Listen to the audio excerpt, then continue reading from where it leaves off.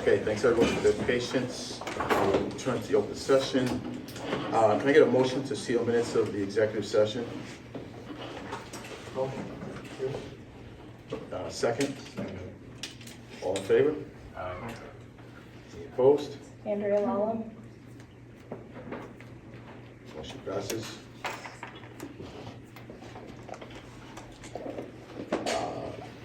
We're going to allow 15 minutes as noted in the agenda for, report of any votes taken during executive session. There were no votes taken. It's just a discussion around the two items as noted in pursuant to RIGL 4246-582, 4246-581, 4246-4. That was that.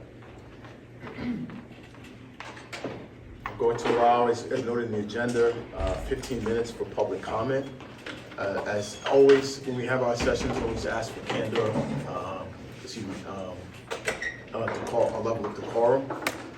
Forgive me if my voice is not, I can't project that well because I've been sick for a bit, so my voice goes in and out like a teenager.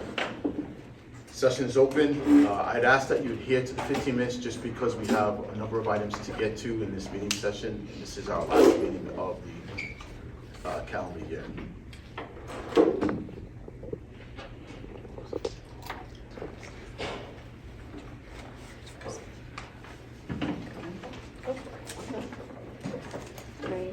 Hello, I'm Hannah Baker. I'm a kindergarten teacher at the lower school. And I just wanted to read an email that I wrote in response to an email sent to the entire school from Kevin Briggs. The email was sent with just a link to an article, an opinion piece titled, "Be Careful What You Wish For charter schools looking to unionize, be careful what you wish for."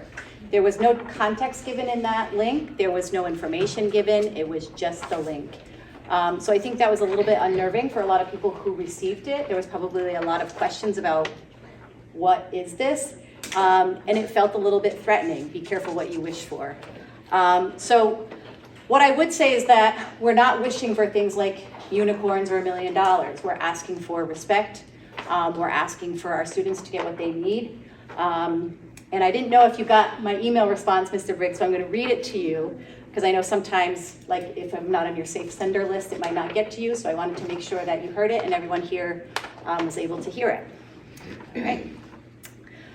Thank you for sharing this article, which closes with the comment, "Giving all charters their full per pupil expenditure would solve a world of problems." I think we can all agree on this, so I'm not going to talk about that piece of it. But interestingly, the article also highlights many of the reasons that the union is necessary at Paul Cuffee School. And sharing this article suggests that you understand the need for significant structural changes, and I have a renewed sense of optimism that management will agree to a fair contract. So let me elaborate. Lack of teacher voice fuels discontent. The article accurately states schools with poor teacher feedback mechanisms invite conflict. Teachers are given top-down directives, sometimes with no warning, and expected to implement them without discussion or clarity. These directives might look good to management, but however, for the teachers, the directives often undermine student-centered instruction and create barriers to effective teaching. While management will claim that there are avenues for teachers to be involved in the decision-making process, these mechanisms are surface-level, box-checking committees that give the appearance of listening, but actually reinforce the top-down authoritarian leadership. Decisions are made behind closed doors without those who actually do the work. As the article suggests, Paul Cuffee's ineffective teacher feedback mechanisms have created an environment where teachers feel ignored, disrespected, and disempowered. We unionize because the mission was already at risk. The article suggests that unionizing might undermine the mission of Paul Cuffee School. One of the reasons that there have been unionization movements at each of the Paul Cuffee schools is because the mission was already at risk. Prior efforts to protect the very things that make Paul Cuffee School special and unique have been silenced. According to our website, Paul Cuffee School is a K-12 public charter school of choice, educates a diverse community of students from Providence, Rhode Island. We respect each individual and the world we share. We've unionized because we believe in the core values of equity and respect. Unfortunately, these values have not been demonstrated by management. At Paul Cuffee School, our diverse student body includes English language learners and students with disabilities. Yet these students have been regularly underserved. Rather than partnering with educators to address these gaps, management has obstructed teachers from speaking up. Worse, management claims that teachers are uninformed or are lying when these issues are brought up. The website further states, this quality of our community is central to our mission. In the spirit of Paul Cuffee's life, we teach students to value and practice personal initiative, perseverance, and social responsibility. Our school accomplishes these goals through a rigorous academic program, which, enriched with maritime experiences, fosters discovery and critical thinking. We prepare students for higher education, lifelong learning, and active citizenship. Our maritime curriculum has all but disappeared. Students no longer learn to swim at the YMCA or engage in sailing programs. These programs have not been offered for many years, even though they continue to be promoted on the website. We've unionized because management took away these mission-centered activities without teacher input or transparent dialogue. Another point brought up is that the RIFT is wondering if the RIFT is actively advocating for charter schools.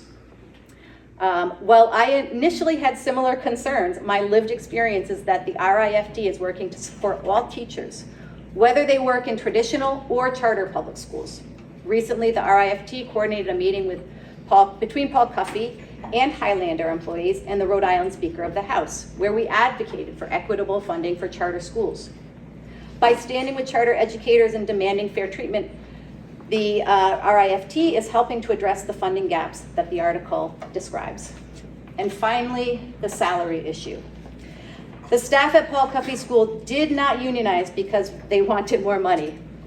I don't think anyone would decline a salary increase, an added benefit, or reimbursement for continuing education, but the issue of salary and benefits is much more nuanced than just wanting more money. The reasons teachers choose to teach at charter schools is varied, but many leave because of money. When other districts offer better compensation and benefits, teachers often have to decide between supporting their family or seeing their families, because many of them have second or third jobs, or staying at a school that they love. Without competitive pay, we're constantly at risk of losing high quality teachers, which has happened many times, year after year.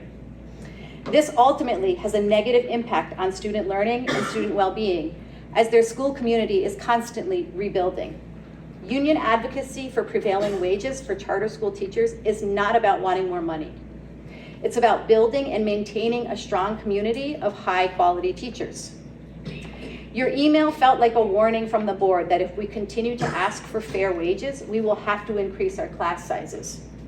The article closes by asking an important question. To raise salaries and benefits, where would the money come from?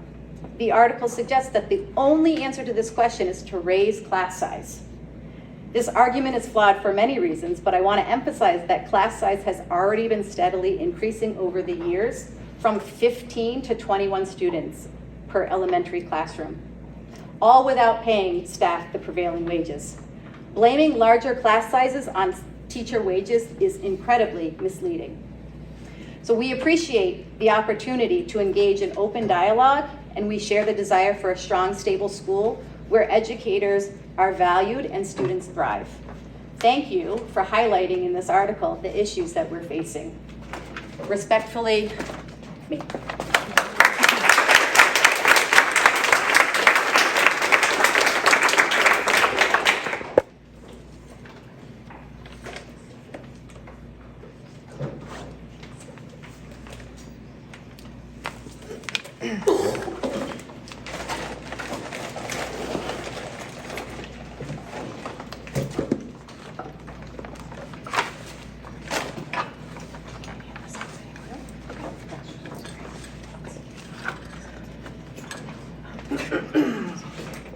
I'm Kristen McGrath.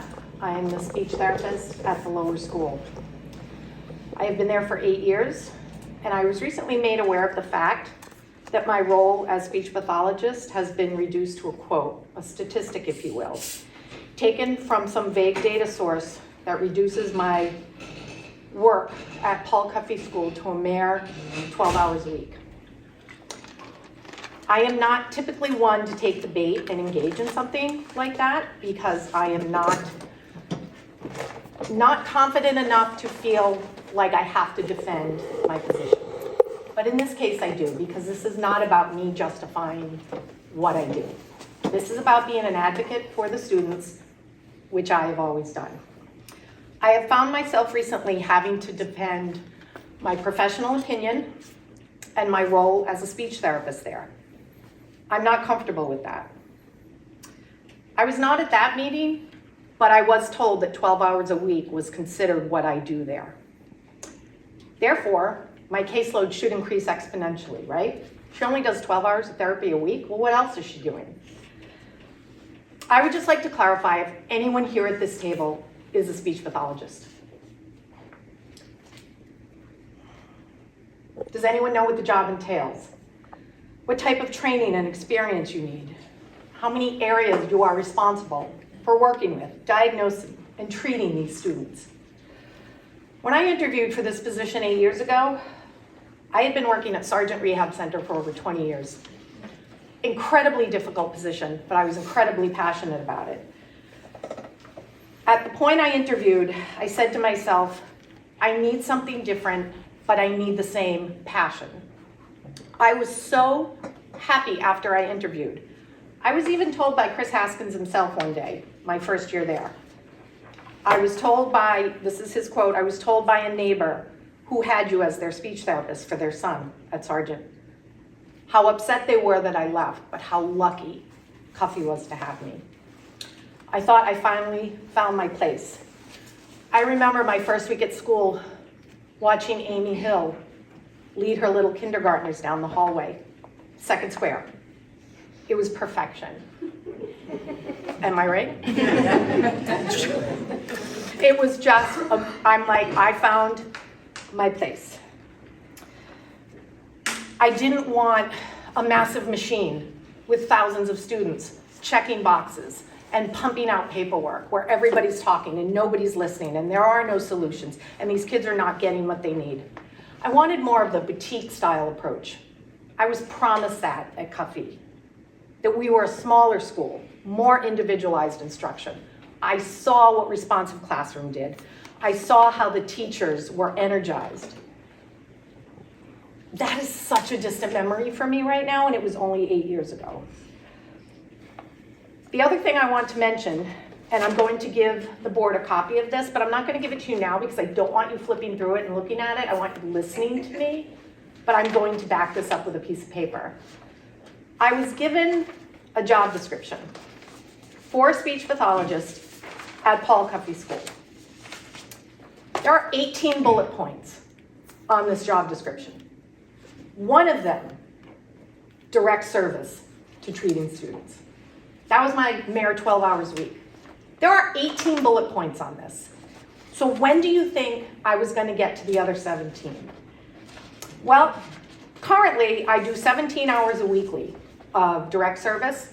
Mind you, that's in 4 days, because on the 5th day, I am in back-to-back meetings. I challenge you to find an IEP meeting that does not involve speech. I would love it. 17 hours in 4 days of direct service. 7.5 hours weekly for duties, minimum 3 a day.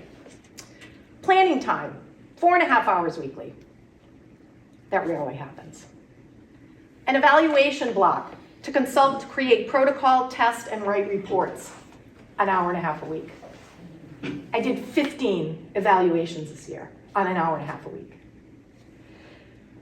That equals 33 hours a week, just with what I described. That leaves 4.5 hours per week to do the other 17 bullet points. So everyone's wondering why, well, she only sees 12 hours. You can double, you can triple her caseload. That's not increasing the quality of treatment for these kids. Knowing that you guys like data, I broke it down into percentages with the help of Brooke Beach. 47% of the work week is in direct treatment. 20% of my work week is in duties. That leaves 33% to do the other 17 bullet points. I have a list of the bullet points. I have a list of the breakdown of my job management. I have a list, I have a copy of the job description. I also have included a 2-page memo that I got on April 8th, 2025 from Josie and Vanessa, our special ed director, which breaks down our responsibilities as case manager. One of the bullet points, case manager. These are the responsibilities of a case manager. I currently have 24 students that I case manage. 24 students, that's almost half my caseload. And each student that I case manage, 2 pages of what I'm responsible for. Am I supposed to do that in my planning time? I can't, I'm trying to plan for my treatment. 8 years ago, I agreed to the mission of Paul Cuffee School. Now I am being directed to compromise that very mission that brought me here. As predicted, when asked to pick up a kindergarten caseload of 11 additional students, I told anyone who would listen, it would fail. I simply could not manage it, that the services would not be adequate. And I was right. Kindergarten students have missed almost an entire year of services. And I've got news for you. I did the screenings for next year. The incoming class looks just as needy. I will give you the copies of the information I talked about now. But I would just like to end with this. I don't pretend to know what it's like to be a board member, to be an administrator, to be a head of school, to be a teacher, to even be an OT or a PT. I don't know what that's like. I only know how to be a speech pathologist. I've been doing it for 33 years. So do me the courtesy of admitting that you don't know what it's like to be a speech pathologist in our school. So please stop making decisions that suggest that you do. I welcome you a week to walk in my shoes at Cuffee. And then, please until then, reserve your judgments of what you think I should be able to accomplish in my work week. Informed statements and decisions provide the best outcomes. It's a practice I use every day. To sign off, I would like to quote one of my favorite books, The Lorax by Dr. Seuss.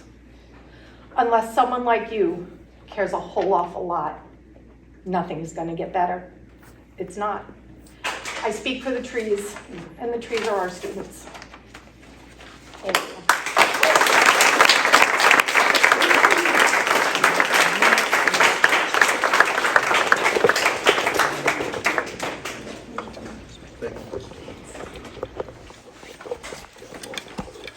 To the agenda, we're going to move into. Excuse me, Mr. Briggs. I know you wanted to keep to 15 minutes, but can I just have a quick moment? It has to be quick, sorry, just because we have. I just want to stand up and I want to just say, I'm the type of person, I usually type things up, so apologies, this might not come out super articulate. It's just I'm feeling a lot of things in this moment that I need to say. What I just saw up there, 2 educators coming to the board meeting, speaking on issues, a year ago that would not have happened. You know, all of you in this room know what it's been like. You can't unknow.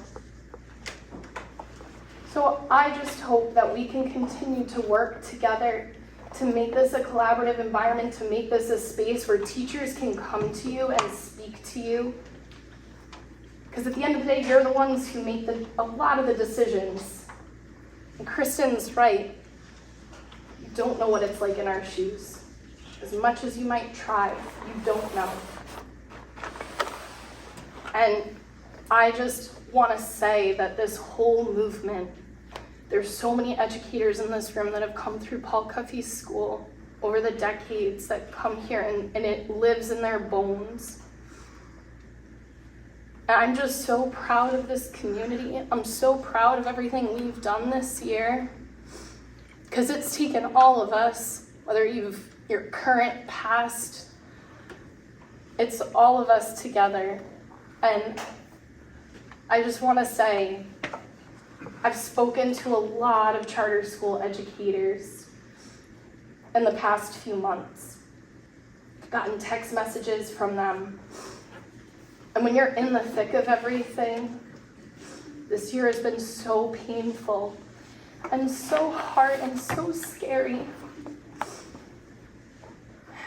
And we've had to continue working through all of it and bringing magic and glitter and just wonderful farms and plays and town meetings. We've done all of it through everything. So when you're in it and no one is coming to you and talking to you, you're wondering, are people hearing me? Are they think this? You just start to lose faith in humanity a little bit because it's been really tough. And I've gotten so many text messages, and we've heard from other charter school educators and other public school educators who are saying that they tell us that, I have a quote from one of them in my phone, "You are all hugely inspiring to us." Teachers who have talked to, Jen ran into somebody and they were like, we've read about what you guys are doing at Paul Cuffee, and you are inspiring us to move forward. This is a movement and it will not be stopped. And I hope that you can all join us and we can work together to make a better future. And I just want to say, I'm so proud of everyone in this room. I really, truly am.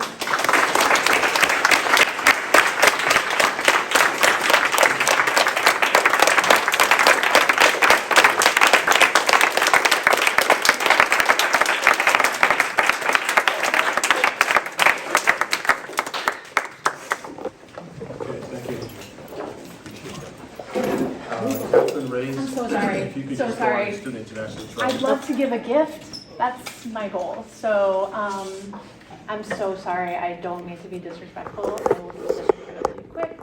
But just as a gesture, last year at Art Share, we always have a public art project. And last year we had students, families, faculty, all paper mache hopes and dreams that they have for their lives. And if you read through them, a lot of them are really touching, a lot of them are silly. But I've been holding on to this because I don't really know what to do with it. And I just felt at this last board meeting, it would be meaningful to me personally to give this all to you guys.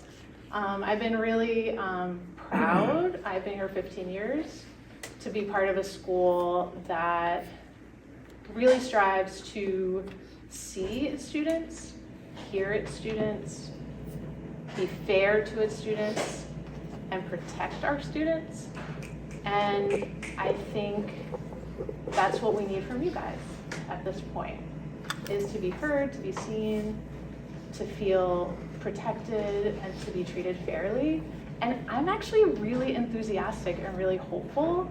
I feel like this is a new stage of our school, and I think we have an opportunity here to be trailblazers again, to set the tone for this new unionization movement in the charter community that's grounded in community and respect and humanity. And I am really excited for it. I'm here for it. So, thank you.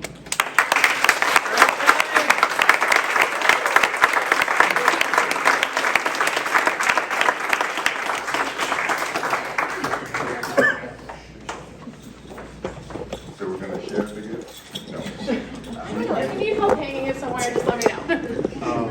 With respect to time, I do appreciate everybody's comments, and I do appreciate the gift.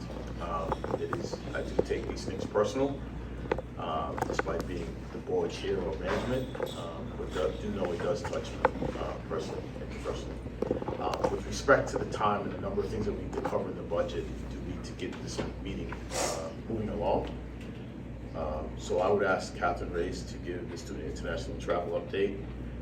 It's slated for 5 minutes, but because I granted you guys extra time, I do need to keep some things short. So I would just ask that you be mindful of that going forward. I can do this in 2. All right. Thank you so much for having me here tonight to speak about a program that I'm looking to implement throughout Paul Cuffee schools. These beautiful products that you see before you are made by some women in Guatemala that I work with. And I was able to meet them back in 2014 on a service trip that I took with my son and a few other students. And at that time, we did a couple projects, and since that time, that initial trip, I've taken 24 trips over to Guatemala and brought over 100 people. several of them repeat travelers. And I am before you today with a proposal to possibly pull the Paul Cuffee community into this international service oriented trip in the hopes that many of you will be involved and that we can get some of our students to cooperate and be able to have an international travel experience. So I'd love to tell you more about it. We're in collaboration with a travel organization called Explorica, which is very much organized in a way that we would be covered completely, insurance-wise, all that good stuff.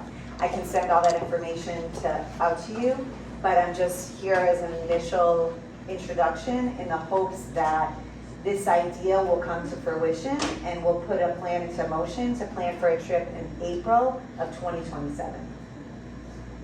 Any questions?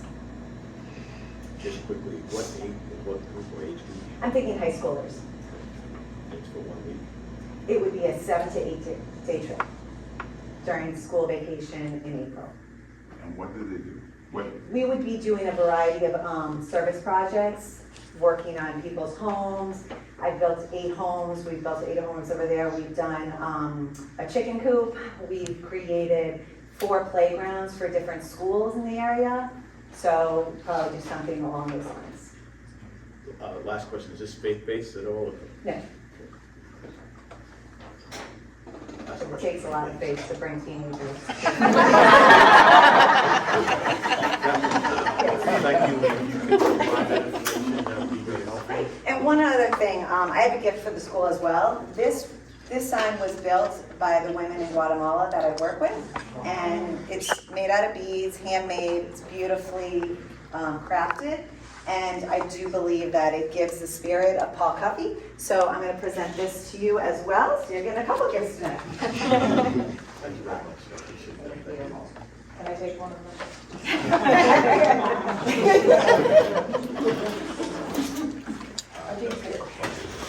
Captain, just be sure to send that information. Absolutely, I'd love to. Thank Appreciate you. it. Thank you for your Chris, head of school update, please. Thank you. And I'll be brief. As of today, we have had 171 days of school. We are now 97% into the school year. Our average daily attendance is 93%. Across the schools, at the lower schools, 94%, middle school, 94%, upper school, 93%. That is exactly the same statistic that was provided in May. The percentage of students who are chronically absent are 18% across the 3 schools. That's 19% at the lower school, 16% at the middle school, and 18% at the upper school. Our actual enrollment is 376 students at the lower school, 197 students at the middle school, and 252 students at the upper school for a total of 827 students, which is the same total number of students as of May. Our average daily membership is 821 students, which is above our authorized enrollment of 813. And so we did hit our March 14th snapshot for state and local tuition. And then just one major update, the interim principal search committee has forwarded a candidate for interim upper school principal. An offer has been made and we are waiting for an acceptance. I want to thank the search committee led by Becky Kustan, which included Jerry Lallo, Jeff Rakowskis, Sandra Severin-Congas, and Patricia Schiebler. Thank you for your work on the committee. And then I can go into the bullying report. Please. As you know, as a part of the Safe Schools Act, we are required to report out biannually reports of bullying across the schools. And so year to date, we have had 70 reports of bullying. 21 of those were found to have been bullying, and 49 of them were found to not have been bullying. At the lower school, we have had 25 reports since the last report, which was in February. 9 were found to be bullying and 16 were found to not be bullying. At the middle school, we have had 11 reports since the February board meeting. 7 of those were found to be bullying and 4 were found to not be bullying. And at the upper school, we've had 6 reports since February. 0 were found to have been bullying, and 6 found to not have been bullying. So again, 70 reports this year, 21 of them found to be bullying, 49 found not to be bullying.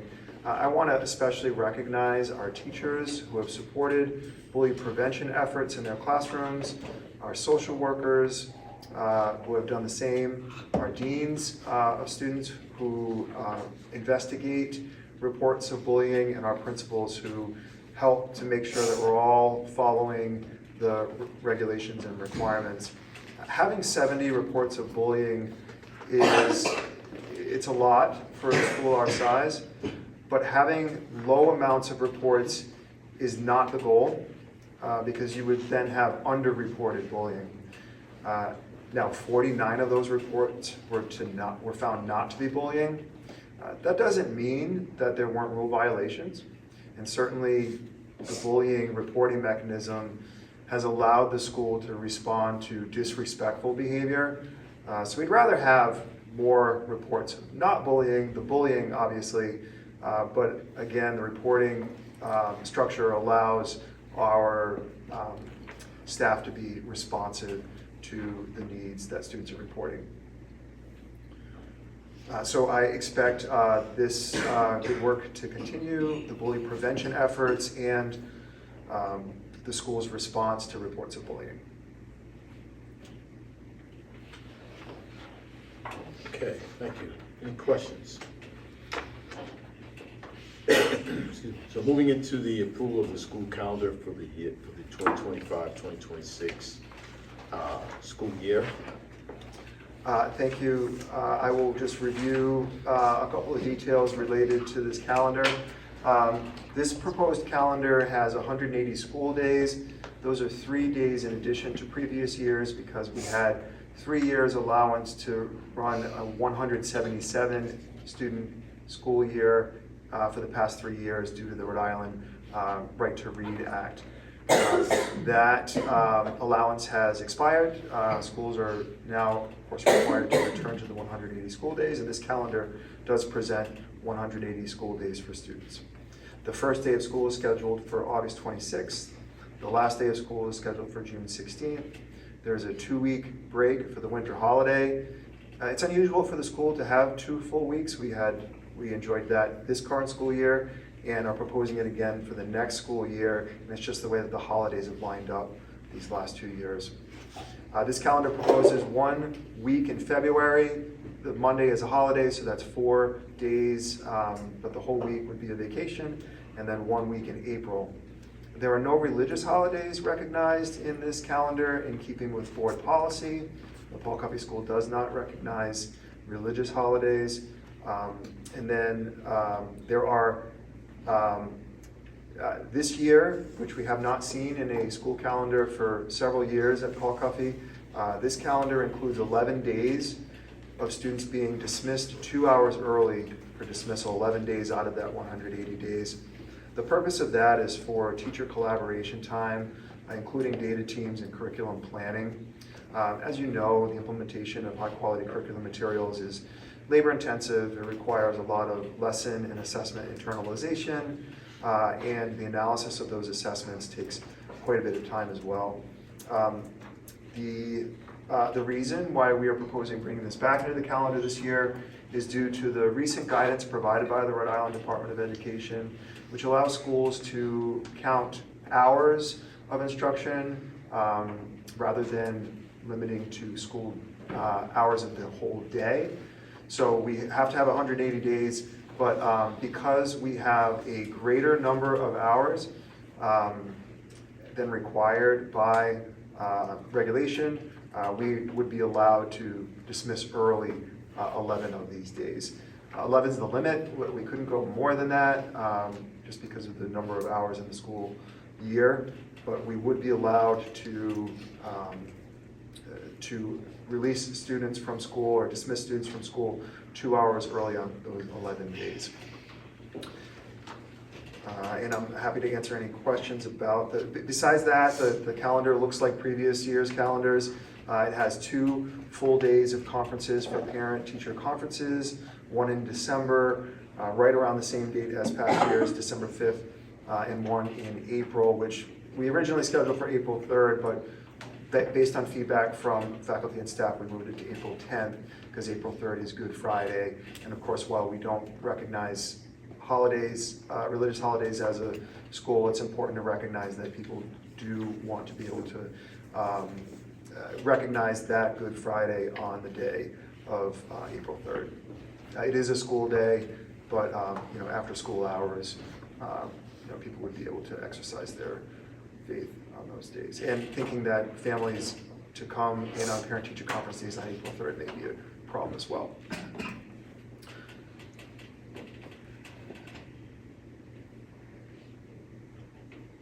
Are you taking questions on the calendar? Sorry, I thought you said questions. I am taking questions from the board on the calendar, but it would be up to the chair to take. My bad. You have a question? I do have a question, if that's allowed. I'm just curious, with the 2-hour early dismissal, what was the process of kind of coming to that decision? And were teachers involved in that process? So to answer your question directly, the process was an analysis of the number of hours. That was administrative work, analyzing the number of hours out of that 180 days based on the start and end times at the lower school, the middle school, and the upper school. And then a draft was provided to our faculty and staff. Feedback was received from the faculty and staff and incorporated into the calendar. And I reported out to our faculty and staff the feedback that we received, so you can check that went to staff all. And then those feedback were considered in presenting this final proposal to the board. So were changes made after the feedback was received from the teachers? There were a few changes made. We moved the parent-teacher conference day from April 3rd to April 10th, and we committed to working with the middle school and the upper school related to the challenges of Wednesday being all-school meeting at the upper school and community meeting at the middle school.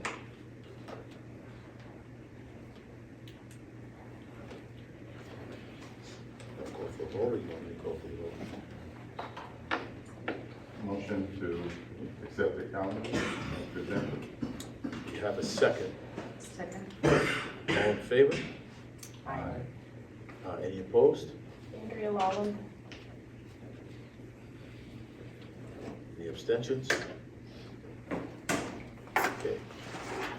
Motion passes.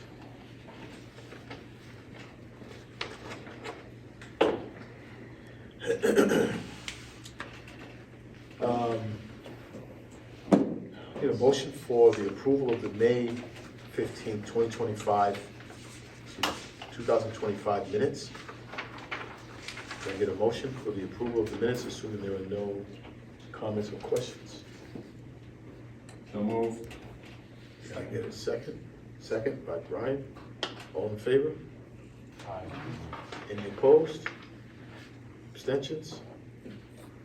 Okay, motion carries. Thank you. Okay, Mr. Babak. Finance. Jeff, Finance.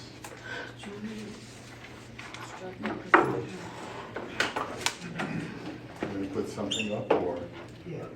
Just gonna connect it. Well, as I'll start chatting a little bit while we get there.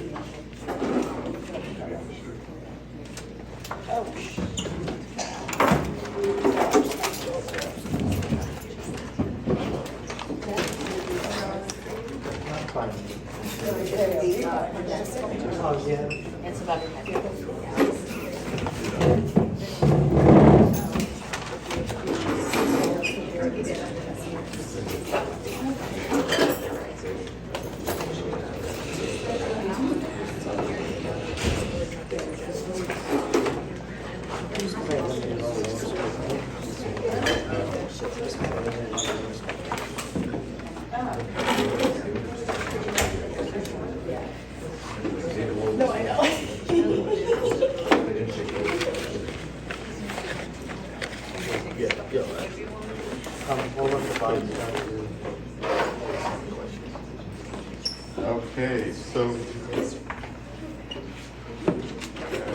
required by RIDE, every year we have to submit a budget, a balanced budget, by June 30th.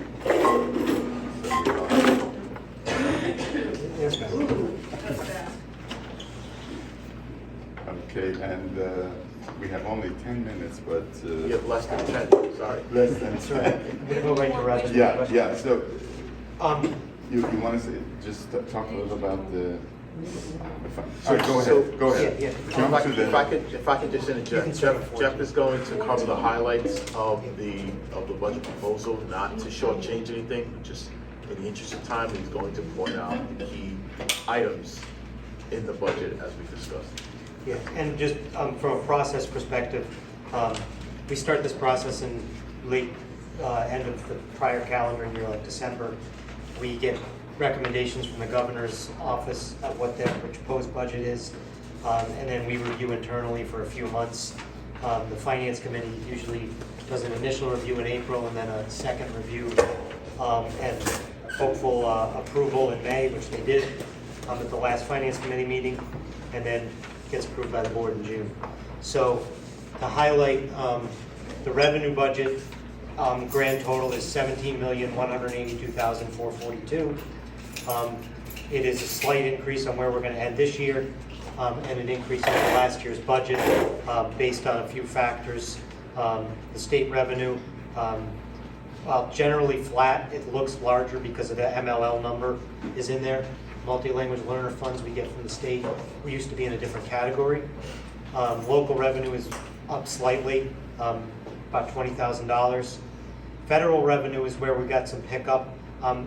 That's mostly because of carryover.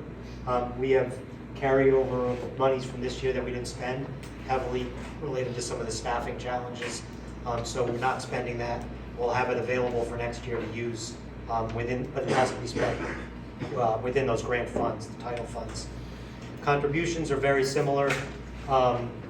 We did have a significant one-time investment this year that I don't expect a repeat of, so that's why this year's end is higher than you see last year's budget or this year's budget. Program revenue is down, but that's where MLL was, so that's why it got moved.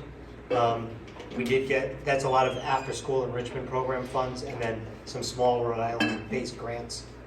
And food service, a little larger than last year's budget, down from the projection year end this year, only because we got some extra funds during this current year that were from the prior years. That is not something that repeats. And then Medicaid, we've actually done pretty well improving that, so that's how we put our revenue together. And ultimately, at the end of the day, we have to create an expense budget that creates about a $63,000 surplus off of this revenue number. We are given this money by the state or by the federal government. There's not a lot we can do to change it, so this is what we have to work everything else off of. And then due to our covenants from our bank, and the bonds we got to do work on the upper and lower schools, we are required to have a surplus. And that surplus has to be a little over 60,000, like I said.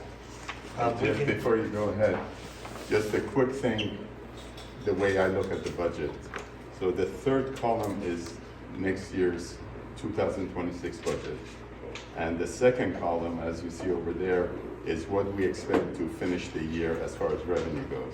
So when you look down that third column, which is next year's budget, and then the next two, 4 and 5 columns are the dollar difference between 26 budget and where we're gonna land this year, and the percent difference. So when you come down to the bottom line is total revenue on the third column of 17,182,000, which is 63,000 extra revenue compared to last year.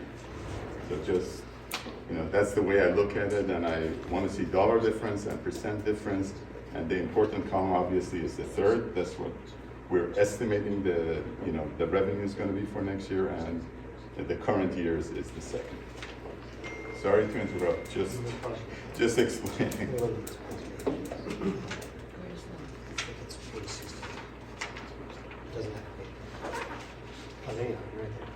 All right, so the expense side of this. Salaries show small increase over last year's budget, which is pretty normal based on step increases, cost of living increases, and the breakout of how our staff lays out. The reason it looks significantly higher than where this year's projected end is because we've had a significant number of staffing shortages throughout the year. So we're coming in under where we would expect to be, or some of that's gone to contracted services in certain cases where, so that money should go back into salaries. Benefits also really based on the increases we have in insurance. While not as enormous as other years, there are increases and that adds cost. And then anytime salaries go up, a percentage of those salaries in pension contributions, social security contributions, those numbers bring the benefit number up as well.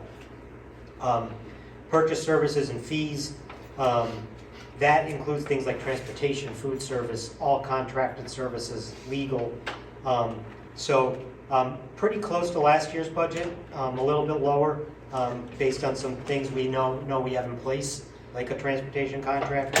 The reason, again, this number for 2025 is so high comparatively as far as year end is what I was just talking about with salaries. That's a big piece of it. We've had additional legal costs this year and some transportation costs heavily around certain needs tied to special ed. And those bring up our transportation costs. We don't expect to have some of those next year. Supplies is actually going to be somewhere in the middle between last year's budget and this year's actual. We, due to last year's significant deficit, had to really tighten the supply budget. What we're seeing is we might have had to go a little further than was realistic, so brought that a little bit back up from last year's budget, but still we got to tighten up from where we've ended this year to try to stay on track. Occupancy numbers, very comparable to last year's budget. The increases this year were due to some additional rent, some additional actually groundskeeping costs, and some insurance costs, which were significantly higher than at the time the budget was. Similar to how medical and other benefits come very last, they kind of come after the fact of when we do a budget. Our regular liability insurance, we don't get those numbers till July, so we've already had to make a prediction. And last year there were significant increases in the marketplace that caused that to be off.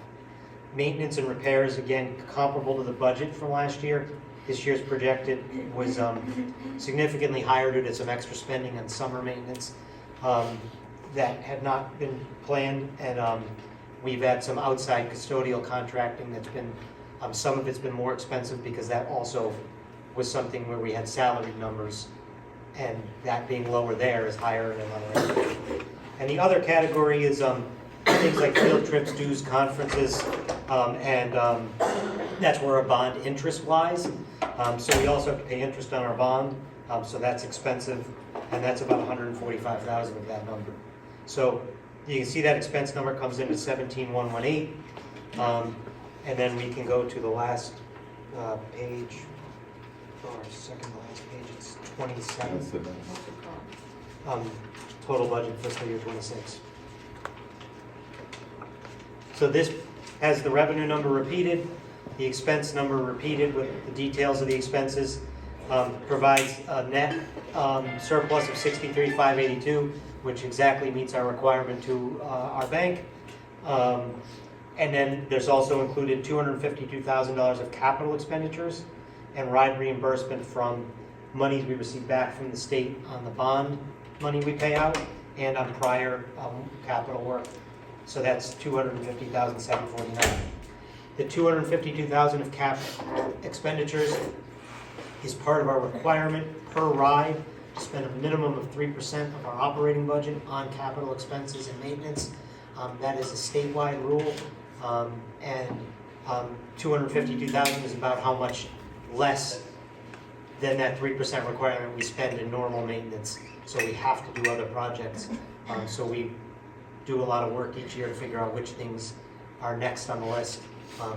For the few years prior to this, when we were doing significant work, we blew it away, and it didn't matter. But you can't carry that forward. So that has to be approved by the board as well.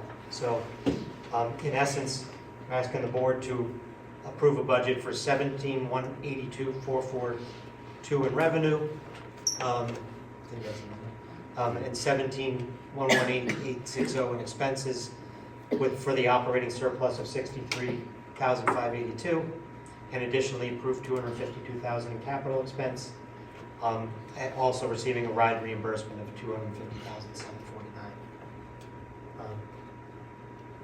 And if anybody wrote that down, that's kind of how the motion has to read, if I'm correct, John, for proper approval for ride.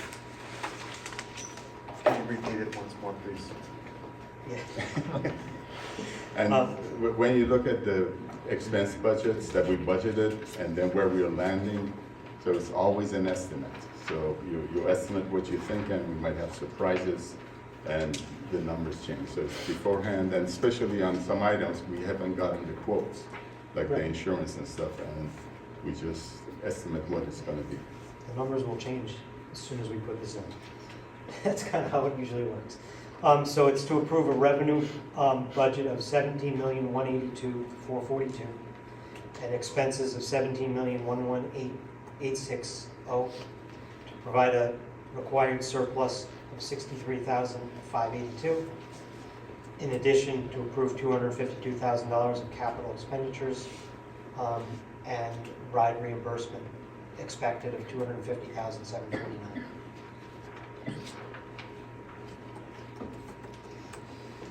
And the finance committee recommended Yeah, this so for we went over the budget and finance, and is recommending to the board to accept this budget for fiscal year 2026. Okay. So I guess the math's right?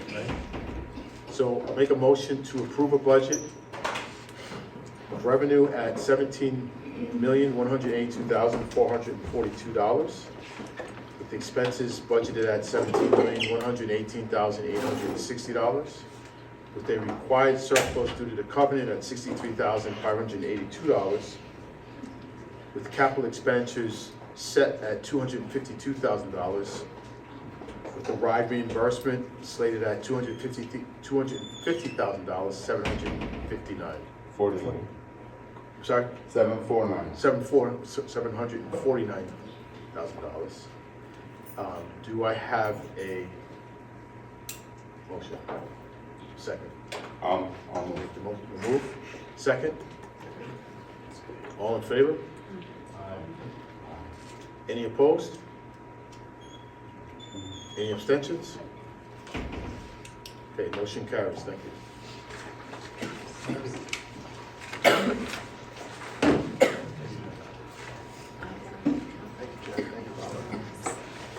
So Bradford Davis is not present today. In addition, his term is ending. COTAG report.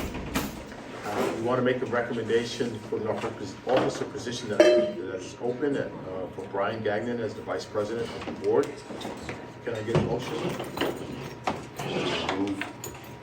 Where's Brian? Brian for the VP position. Can I get a second? All in favor? Any opposed? Any abstentions? Motion carries. Congratulations, Brian, as the vice president of the board.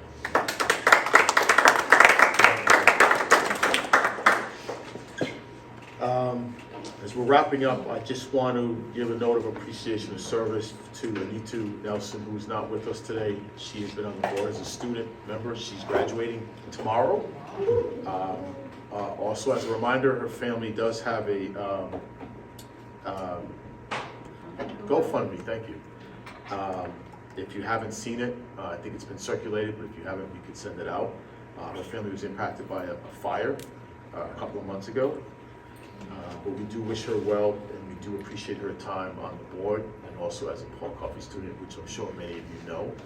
But we did want to make a point to recognize her local service. And also, she will be presented with artwork from the Cuffee student that she will get to keep. And she will not get to keep a book for the library, which is, the book is called Clap When You Land by Elizabeth Azevedo. So are we doing anything for Brandon's gift or? I thought you said. Yeah, we'll have to talk about it, take that offline, Well, I'm not sure. no, it's okay.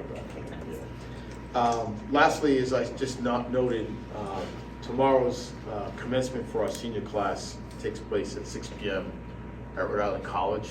So I encourage, obviously, faculty, students, but also the board members to attend. It'll be my first time being able to attend, finally, after making a point to clear my calendar a year in advance, so I won't have any more conflicts I've had in the past.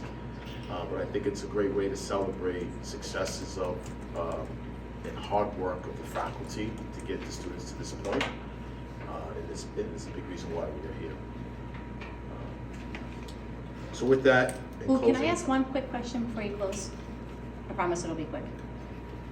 Promise. Thank you. Were there any votes taken at the June 4th Executive Committee meeting that you can share? It was canceled. There was not, we did not have a quorum.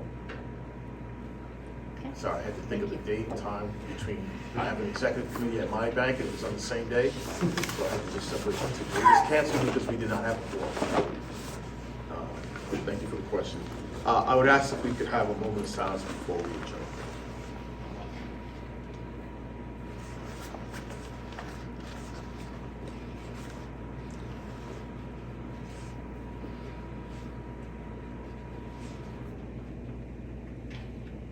Thank you.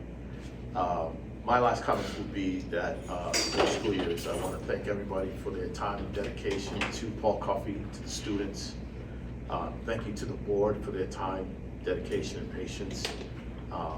It is our hope and our desire and our will to get us across the finish line, or as I like to say, the end zone, to get to finalize the contract in good faith on both sides, and I think we will get there very shortly.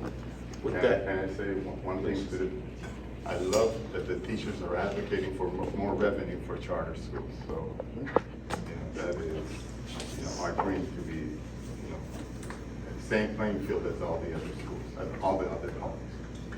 But that's great. can I get a motion for adjournment? Second? All in favor? Any opposed? No. Abstentions? Thank you, everybody.